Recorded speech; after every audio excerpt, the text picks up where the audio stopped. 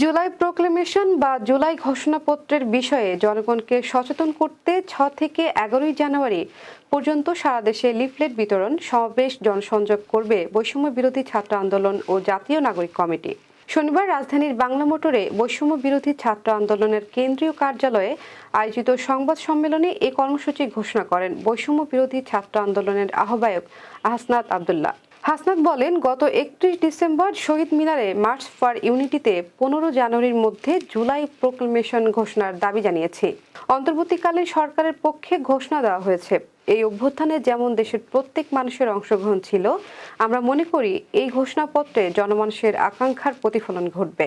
তিনি বলেন, আমরা মানুষের কাছে ছুটে যেতে চাই। দেশের সব শিক্ষা প্রতিষ্ঠানে পেশাজীবী মানুষের মাঝে জনসংযোগ চালাবো। বৈষম্য বিরোধী ছাত্র আন্দোলন ও জাতীয় নাগরিক কমিটি যৌথভাবে এই কাজটি করবে। হাসনাত বলেন, সরকার ঘোষণাপত্র নিয়ে দৃশ্যমান কোনো অগ্রগতি নেয়নি। অভ্যুত্থানে সব অংশীজনের সঙ্গে আলোচনা প্রয়োজন। আমাদের আহ্বান থাকবে, এই গুরুত্বপূর্ণ বিষয়ে সরকার শিগগিরই কাজ শুরু করবে। আমরা চাই সরকারকে আমরা সব ধরনের সহযোগিতা করতে প্রস্তুত।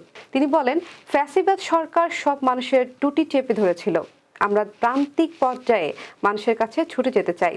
সংবাদ সম্মেলনে জাতীয় নাগরিক কমিটির আহ্বায়ক নাসিরউদ্দিন পাটোয়ারিও উপস্থিত হন।